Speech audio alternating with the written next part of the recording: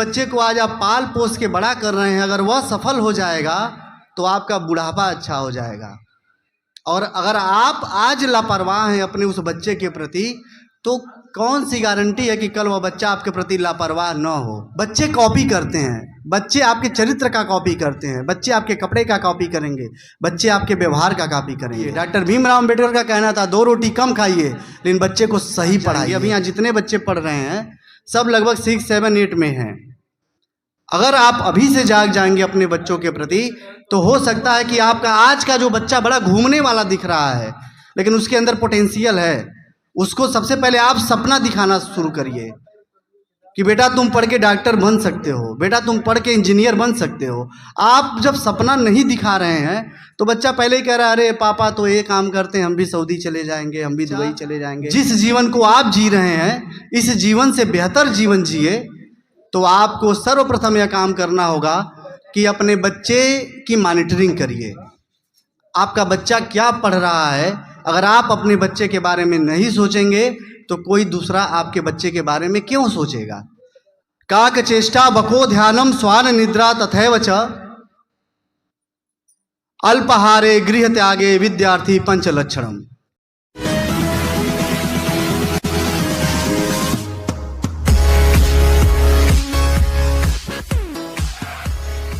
कि शिक्षा को लेकर आपका क्या रोल होता है। आप सभी लोग एक बात जानते हैं कि आपका बच्चा है, आपने बच्चे का एडमिशन ले जाके एक स्कूल में करवा दिया और उसके बाद आप अपनी जिम्मेदारी से मुक्त हो जाते हैं। और देखा जाता है कि बहुत से ऐसे अभिभावक हैं जिन्हें यह भी नहीं पता है कि उनके बच्चे पढ़ क्या रहे हैं, कैसे पढ़ रहे हैं, उन्हें कोई ख्याल ही नहीं है। इस तरीके से आपके यहाँ अवेयरनेस फैलाने का सबसे बड़ा जो रीज़न था, जो कारण था, वो यही है। सबसे ज़्यादा जो कमी है वह अभिभावक की कमी सामने आ रही है। आप को यदि एक कपड़ा खरीदना होता है तो आप इतना ध्यान देते हैं कि कपड़े का रंग कैसा है, कपड़े की क्वालिटी कैसी है, और उसके बाद आप यह भी ध्यान देते हैं कि कौन सा कपड़ा हम कितने रुपए में लें, कम से कम रुपए में हम खरीद के लेके आएं। लेकिन आपका बच्चा पढ़ रहा है और वही आपका भविष्य है। लेकिन आपको जब आपके बच्चे के लिए समय नहीं रहेगा तो एक टीचर के पास ट्यूशन में मात्र 1 घंटा होता है और विद्यालय में 4 से 5 घंटा। तो यह अवेयरनेस मुख्य रूप से आप लोगों को जागरूक करने के लिए है। आप लोग सबसे ज़्यादा जो समय है, विशेष करके जो माताएं हैं, मान लीजिए पुरुष वर्ग बाहर अगर काम करने के लिए जा रहे हैं, वहाँ धन अर्जित करने के लिए बाहर हैं, तो सबसे बड़ी भूमिका होती है माता की। तो माताओं को विशेष ध्यान देना है अपने बच्चों के ऊपर कि बच्चे क्या पढ़ रहे हैं और कितना देर पढ़ रहे हैं। दूसरी बात, एजुकेशन का रोल क्या है हमारे जीवन में, यह समझना बड़ा जरूरी हो जाता है। कहा जाता है विद्या ददाति विनयम। विद्या जो है वह विनय देती है। विनय का मतलब होता है विनम्रता, नम्रता। कोई भी व्यक्ति एजुकेशन केवल इसलिए नहीं ग्रहण करता है कि उसे बड़ा धन अर्जित करना है, यह सेकेंडरी चीज है।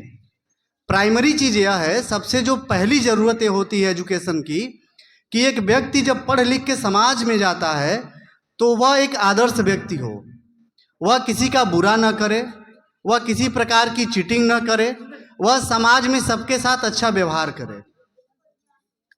यह सबसे प्रथम वरीयता होता है।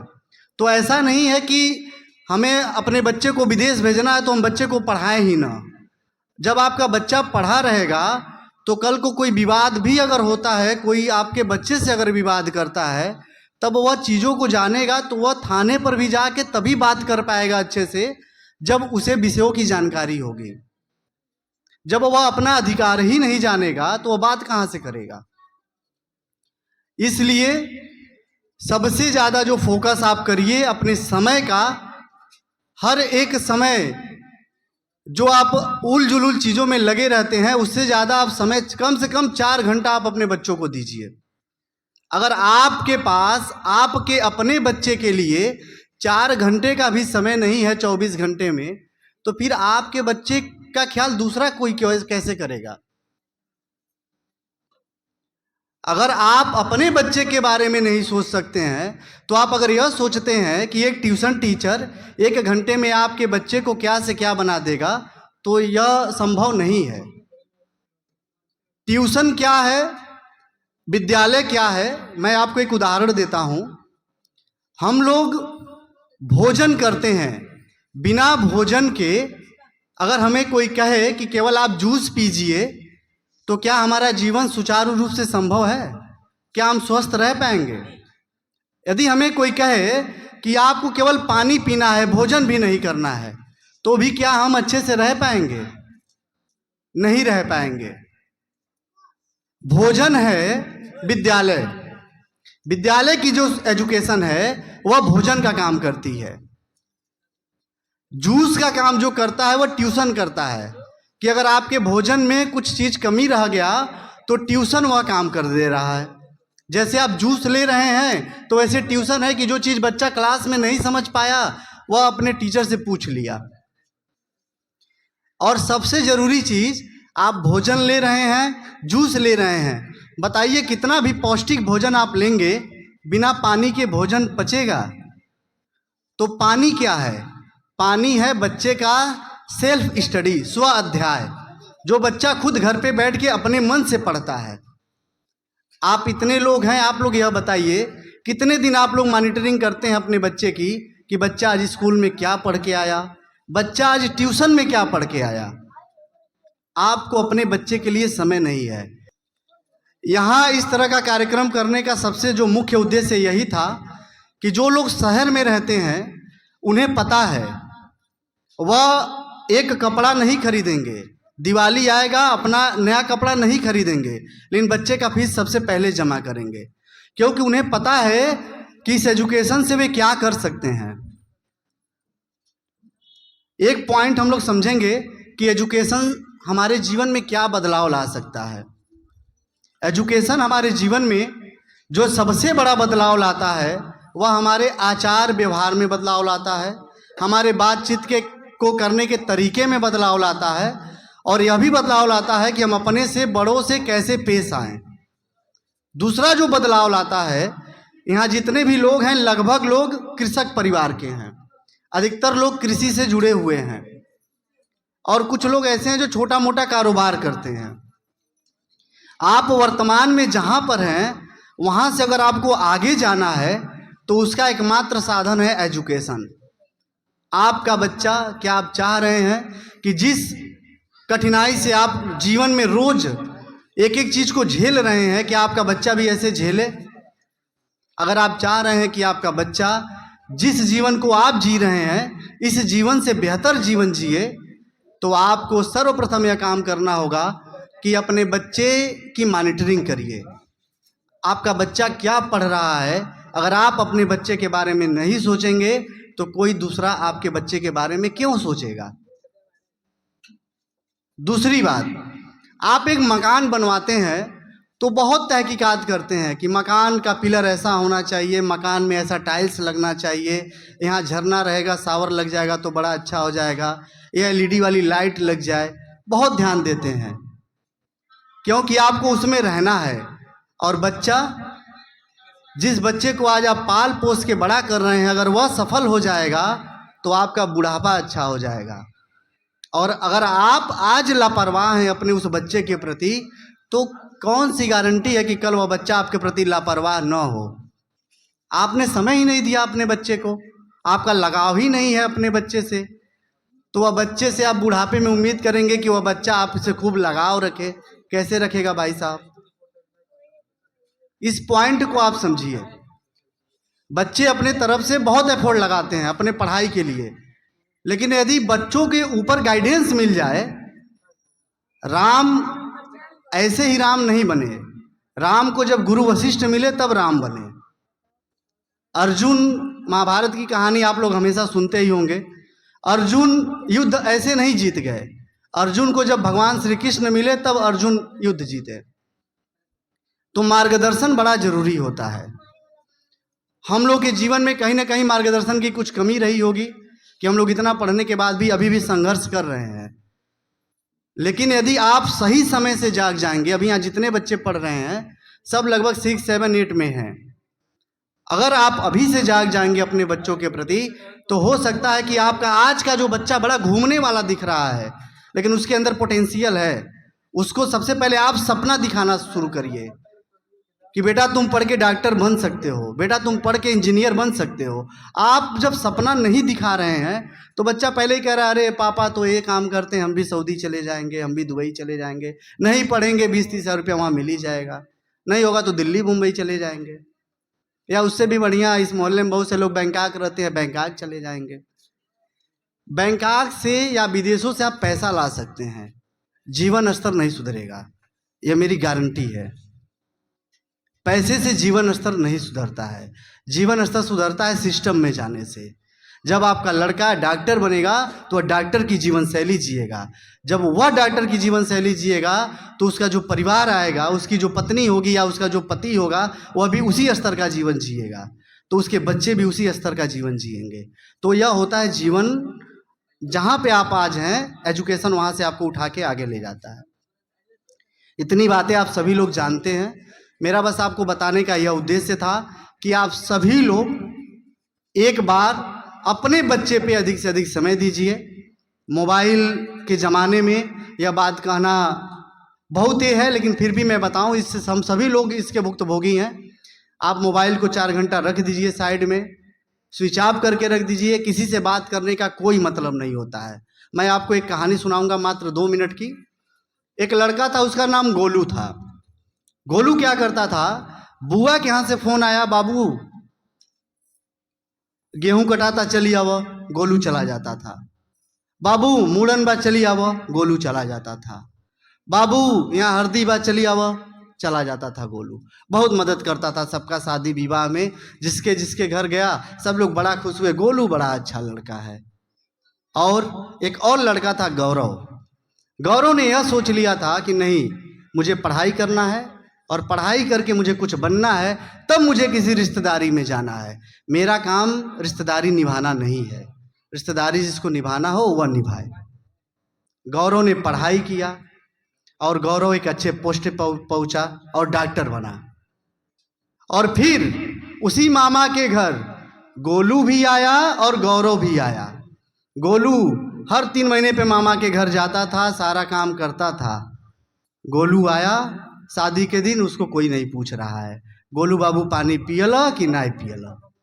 और ज्यों गौरव आ रहा है अपनी चमचमाती कार से, सभी लोग अरे डॉक्टर बाबू आए हैं, डॉक्टर बाबू आए हैं। 2 बार 5 बार 10 बार लोग आके पूछ रहे हैं, बाबू आप पानी पिए कि नहीं पिए। वह लड़का एक भी बार उनके घर नहीं आया। तो लोग किसको नमस्कार कर रहे हैं? लोग उसकी सफलता को नमस्कार कर रहे हैं। संस्कृत में एक श्लोक है कि काक चेष्टा बको ध्यानम स्वान निद्रा तथैव च अल्पहारे गृह त्यागे विद्यार्थी पंच लक्षणम। इसका मतलब यह होता है कि काक चेष्टा, एक विद्यार्थी के अंदर कौवे की तरह चेष्टा होनी चाहिए। कहीं पर कोई भी ऐसा मांस का टुकड़ा गिर जाए, कौवा वहाँ तब तक रहेगा जब तक वहाँ से वो टुकड़ा लेके चला नहीं जाएगा। तो एक विद्यार्थी के अंदर वह चेष्टा होनी चाहिए कि वह कौवे की भांति अपने लक्ष्य के प्रति लगा रहे। बको ध्यानम, और जब किसी तालाब या नदी में आप बकुला को देखे होंगे तो अपना ध्यान पूरी तरीके से लगाया रहता है। मछली जब तक मिल नहीं जाएगी तब तक वह हिलेगा नहीं। तो आप अपने बच्चे के अंदर यह डेवलप करिए कि आपका बच्चा इतना एकाग्रवान होना चाहिए, वह दुनियादारी की चीज़ों में नहीं भटकना चाहिए। काक चेष्टा बको ध्यानम स्वान निद्रा। स्वान मतलब होता है कुत्ता। बच्चे का नींद हमेशा कुत्ते के समान होना चाहिए कि थोड़ा सा भी कहीं से टनक मनक हुआ तो तुरंत उसकी नींद खुल जानी चाहिए। ये नहीं कि खा लिया और गहरा नींद में सो गया है, कल एग्जाम है, उसे कोई टेंशन नहीं है, ऐसा नहीं होना चाहिए।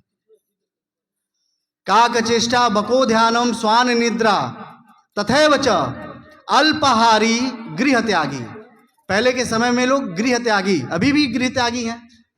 जो जागरूक लोग हैं वो लोग अपने बच्चे को अपने घर से दूर रखते हैं पढ़ाई के लिए, केवल इसीलिए कि जब गांव में रहेगा, गांव के माहौल में रहेगा, 4 दोस्त आएंगे बेमतलब का बुलाएंगे, चलो वहाँ थोड़ा बागीचे में क्रिकेट खेलना है, 4 घंटा अपना वेस्ट करेगा जाके। हाँ, अगर उसे क्रिकेट खेलना चाहिए, जब उसे क्रिकेटर बनना हो तब, नहीं बनना है तो कभी खेल लिया महीने में 1-2 बार। तो काक चेष्टा बको ध्यानम स्वान निद्रा तथैव च अल्पाहारी, उसे भोजन कम करना चाहिए। शाम के समय एक विद्यार्थी को कम भोजन करना चाहिए। इसका कारण यह है, अधिक भोजन करने से नींद आता है, भारी भोजन करने से नींद आता है। जब बच्चा नींद में रहेगा तो बच्चा क्या पढ़ेगा। और आखिरी लाइन है इसकी, अल्पाहारी गृह त्यागी विद्यार्थी पंच लक्षणम, विद्यार्थी के अंदर यह 5 लक्षण जरूर होने चाहिए। तो मुझे यह आशा और उम्मीद है कि आज मैं जो आपको ये बात बताया हूँ, एक और बड़ा जरूरी पॉइंट है।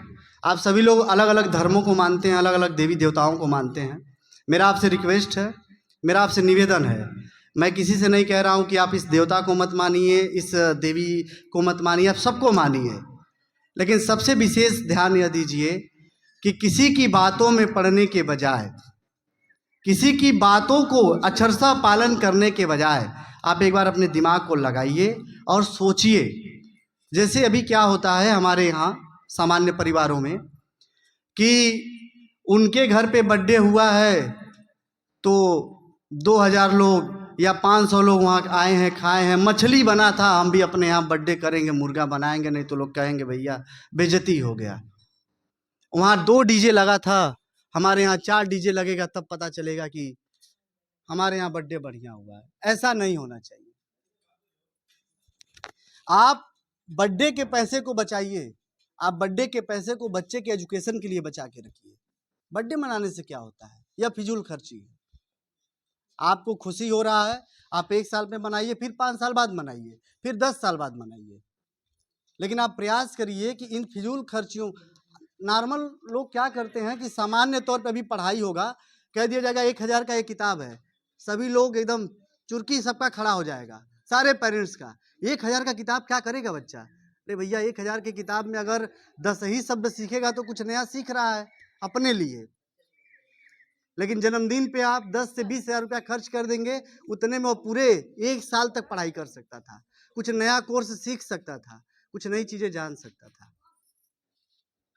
तो आप लोगों से बस इतना मेरा निवेदन है कि अपने बच्चों पे गाइड करिए। यहाँ जितने बच्चे पढ़ रहे हैं 2-3 को छोड़ के बाकी लगभग ऐसे बच्चे हैं जो बहुत मेहनत करते हैं अपने तरफ से। अभी एक लड़की है मुस्कान गुप्ता है, अभी एक लड़की यहाँ दिख रही है गरिमा आई हुई है, अर्चना भी है, आविष्कार भी है। आविष्कार के अंदर सबसे बड़ी जो कमी है वो यही है, गाइडेंस की कमी है। बाकी पढ़ने में ठीक है, गाइडेंस नहीं है। कभी मन करेगा तो लिखेगा, मन करेगा तो ए को ऐसा सीधा बनाएगा, मन करेगा तो टेढ़ा बना देगा। तो अक्षर देख के हम बता देंगे कि उसका व्यवहार क्या है। अगर अक्षर बच्चे का टेढ़ा बनता है, इसका मतलब है उसके अंदर चंचलपना है, उसका मन एकाग्र नहीं है। सीधा अक्षर तभी बनाएगा बच्चा जब उसका मन एकाग्र होगा, यानी वह जो भी काम करेगा अच्छा करेगा। अब कोई रोटी बनाए और उसका ध्यान कहीं और हो तो वो रोटी कैसा बनेगा? भारत का नक्शा ही बनेगा। अगर वह मन से सोचे कि आज हमको रोटी सबको खिलाना है, मेहमान आ रहे हैं, तो उस दिन रोटी कैसा बनता है? गलती से भी काला नहीं होता है। आज इस दिन सर दर्द कर रहा हो और लोग आके बैठ गए हो, 4 लोग आज खिलाना है, उस दिन रोटी कैसा बनेगा? अपने आप जल जाएगा, क्योंकि आपका मन ही नहीं है उस दिन बनाने का। तो ऐसे ही बच्चे अक्षर तभी सुंदर लिखते हैं जब उनका खुद का मन होता है पढ़ने का। तो अपने बच्चों के अंदर एकाग्रता लाइए। और कैसे लाएंगे? एक टीचर कितना कुछ कर सकता है। हम 4 घंटे उन बच्चों के साथ रहते हैं, 4 घंटे में हमको पढ़ाना होता है। हम 4 घंटे में केवल कथा सुनाएंगे तो फिर वो पढ़ेगा कब बच्चा? लेकिन आप सुनाइए। पहले के ज़माने में दादा दादी होते थे, बैठा के बच्चों को पूछते थे, अलग अलग कहानियाँ सुनाते थे। आज के ज़माने में बच्चे भी दादा दादी के पास नहीं बैठ रहे हैं और दादा दादी को भी कोई इंटरेस्ट नहीं है बच्चों के पास बैठने में। उनको अपने पास बैठाइए और दिन भर पूछिए स्कूल में क्या किए, तब आपको पता चलेगा कि बच्चा कर क्या रहा है, सोच क्या रहा है। किसी विषय पे उनको टॉपिक बताइए।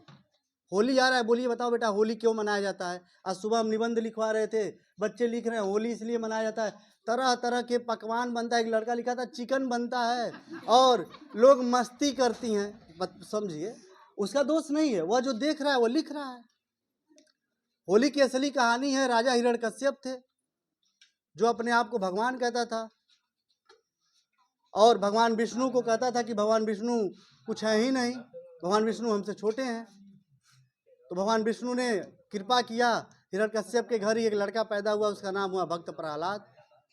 अब राजा जो खुद पूरे गांव को कह रहा है भैया हमारा पूजा करो, और उन्हीं के घर पता चल रहा है कि उनके घर कोई भगवान विष्णु का पूजा कर रहा है, तो राजा ने पूरा प्रयास किया अपने बेटे को कई तरीके से मरवाने के लिए, लेकिन भक्त प्रहलाद मरते नहीं हैं क्योंकि साक्षात भगवान विष्णु उनको बचाते हैं।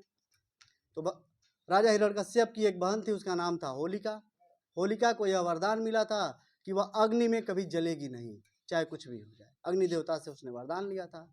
हिरण्यकश्यप ने कहा बहन इधर आ जाओ और इस प्रहलाद को लेके गोद में बैठ जाओ, तुम तो आग से जलोगी नहीं, यह जल के मर जाएगा तो कम से कम मेरा एक दुश्मन खत्म हो जाएगा। अपने ही बेटे को जलाने के लिए अपनी बहन को बोल रहा है। उसकी बहन भी आग में बैठ गई। लेकिन वरदान जब मिलता है, जब कोई शक्ति मिलती है तो अच्छा काम करने के लिए मिलती है, बुरा काम करने के लिए नहीं। यह होलिका को पता नहीं था कि भगवान अगर वरदान दे सकते हैं तो वरदान छीन भी सकते हैं। तो उसके बाद से होलिका जल जाती है, भक्त प्रहलाद बच जाते हैं। तो बुराई पे अच्छाई की जीत के रूप में होली मनाया जाता है। लेकिन पता नहीं कब से ये चालू हो गया कि होली के दिन चिकन बनेगा। ये पता नहीं किस ग्रंथ में लिखा है। आप लोग कभी सवाल भी नहीं करते हैं, किसी से पूछते भी नहीं है। पता नहीं किसने बता दिया होली के दिन भांग पीना है। किस ग्रंथ में लिखा है भैया भांग पीना है? और भी बहुत से लोग बहुत कुछ पीते हैं, लेकिन क्यों? पहले आप जानिए कि होली क्यों मनाया जाता है। होली मनाया जाता है बुराई पे अच्छाई की जीत के लिए।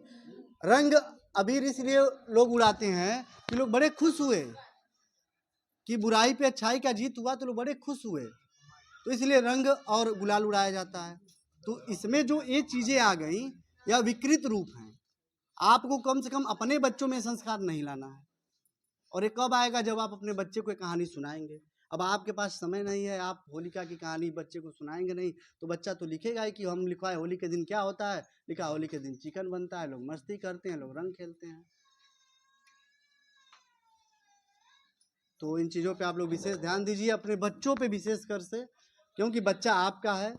और दूसरी बात, एक और इम्पोर्टेंट बात है, इसी पे मैं ख़त्म करूँगा अपनी बात को, कि देखिए बच्चे सबसे ज़्यादा जो कॉपी करते हैं वो अपने आसपास के माहौल को कॉपी करते हैं।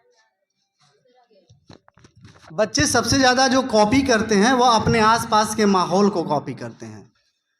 कहा जाता है परिवार बच्चे का प्रथम पाठशाला है। अगर बच्चा देखता है, बच्चा बोलेगा नहीं आपसे, लेकिन बच्चा देखता है कि मम्मी पापा से कैसे बात कर रही हैं, पापा बाबा से कैसे बात कर रहे हैं, तो आप जैसा व्यवहार उसके सामने दिखाएंगे बच्चा वही चीज़ सीखेगा। यदि आप बच्चे के सामने अपने पिता को डांट रहे हैं, उनकी बात का जवाब दे रहे हैं, तो 101% मेरी गारंटी है आपका बच्चा भी आपको डांटेगा, आपकी बात का जवाब देगा। आप यदि अपने बच्चों के सामने किसी भी प्रकार का नशा का सेवन कर रहे हैं, तो 101% गारंटी है कि वो कहेगा कि पापा करते हैं, पापा हमसे बड़े हैं, पापा अच्छा करते होंगे तो हम भी कर सकते हैं, क्योंकि पापा करते हैं तो पापा तो समझदार हैं, तो जब पापा करेंगे तो हम भी बड़े होंगे तो करेंगे। यह होता है। बच्चे कॉपी करते हैं, बच्चे आपके चरित्र का कॉपी करते हैं, बच्चे आपके कपड़े का कॉपी करेंगे, बच्चे आपके व्यवहार का कॉपी करेंगे, टीचर की भी कॉपी करते हैं। टीचर 4 घंटा पढ़ाता है, 4 घंटे में बच्चे सीखने का कोशिश करेंगे कि टीचर कैसा होना चाहिए। क्यों कहा जाता है कि टीचर जीन्स न पहन के जाएं? क्योंकि अगले दिन से बच्चे भी जीन्स पहन के जाना शुरू कर देंगे, कि टीचर को देख के बच्चे सीखे कि हमें कैसे जाना है। तो जब बच्चे टीचर को देख के सीख रहे हैं तो आपकी भी जिम्मेदारी है, क्योंकि 4 घंटे या 6 घंटे टीचर के पास रहते हैं, 20 घंटे आपके पास रहते हैं। तो पूरा प्रयास करिए कि बच्चों के सामने कोई भी ऐसी एक्टिविटी ना हो, बच्चों के बीच में ऐसा कोई माहौल ना बने जिससे बच्चे के ऊपर गहरा असर पड़े। आपको पता भी नहीं चलेगा कब कौन सी छोटी सी बात बच्चे के दिमाग में बैठ जाएगी और एक दिन वह उसके चरित्र निर्माण में जुड़ जाएगी और पता भी नहीं चलेगा। आप कहेंगे बच्चा कैसे बिगड़ गया? वह अपने आसपास के माहौल को देख के बिगड़ा है। आज यह सेशन होने के बाद, बच्चे जाने के बाद चर्चा तो करेंगे इस विषय में, आप चर्चा करेंगे, आप बच्चों को एजुकेशन के बारे में समझाइए। डॉक्टर भीमराव अंबेडकर कक्षा के बाहर खड़े होकर पढ़ रहे थे और तब संविधान लिखे, और तब आपको और हमको एक साथ ऐसे बैठने का अधिकार मिला। नहीं तो एक समय ऐसा था कि एक साथ बैठने का अधिकार भी नहीं था, किसी को पानी पीने का अधिकार नहीं था, किसी को फसल छूने का अधिकार नहीं था। तो ये चीज़ें बच्चे कब जानेंगे? जब आप बच्चों को पढ़ाएंगे कि बेटा पढ़ो, और पढ़ने के बाद इससे भी ज़्यादा अधिकार आप पा सकते हो। इसमें कहीं किसी के माथे पे नहीं लिखा होता कि कौन डीएम बनेगा, कौन डॉक्टर बनेगा और कौन मजदूरी करेगा। जिसके पेरेंट्स जागरूक रहेंगे, अपने बच्चे को सही दिशा में ले जाएंगे और अपने बच्चे के लिए सोचिए। 2 रोटी कम खाइए, डॉक्टर भीमराव अम्बेडकर का कहना था 2 रोटी कम खाइए, लेकिन बच्चे को सही पढ़ाइए और बढ़िया पढ़ाई पढ़ाइए, सही जगह पढ़ाइए। बाकी एजुकेशन पे अगर मैं ऐसे बोलता रहूं तो 1 हफ्ता बीत जाएगा, मेरी बात नहीं ख़त्म होगी, और एजुकेशन इतना बड़ा फील्ड है कि उस पर भी बात ख़त्म नहीं हो पाएगी। तो बस इतना ही आप लोगों से कहना था। निवेदन आपसे बस इतना है कि अपने बच्चों के प्रति थोड़ा सोचिए, गंभीर होइए। बहुत से ऐसे हमारे पास बच्चे हैं जो ये भी कहते हैं कि पापा भी हमसे बात नहीं करते हैं, मम्मी भी बहुत दिन हो गया कभी हम लोग से वैसे कुछ पूछती ही नहीं है बैठ के सर जैसे आप पूछते हैं। अपने बच्चों को बैठा के शांति से पूछिए, उनको प्यार से समझाइए। और दूसरी बात, छोटे बच्चों के ऊपर विशेष लोग आप लोग ध्यान देंगे, छोटे बच्चों के ऊपर कभी हाथ मत छोड़िए। बहुत बड़ी कमी होती है जब आप छोटे बच्चे को मारना शुरू कर देते हैं। आप 2 झापड़ मारेंगे, 4 झापड़ मारेंगे, एक दिन ऐसा आएगा आप 10 झापड़ मारेंगे, लेकिन 10 झापड़ के बाद आप खुद ही 20 झापड़ नहीं मार पाएंगे। फिर बच्चा समझ जाएगा कि आपकी औकात बस 10 झापड़ तक है, तो कहेगा मारिए 10 झापड़, अब मुझे जो मन करेगा वो करूँगा। वह डर उसके अंदर बना रहने दीजिए, उसे एक भी झापड़ मत मारिए। बच्चे के ऊपर हाथ मत उठाइए, बच्चे को समझाइए, सिखाइए। बहुत बहुत धन्यवाद, आप सभी लोग आए, अपना इतना कीमती समय दिए, बहुत बहुत धन्यवाद।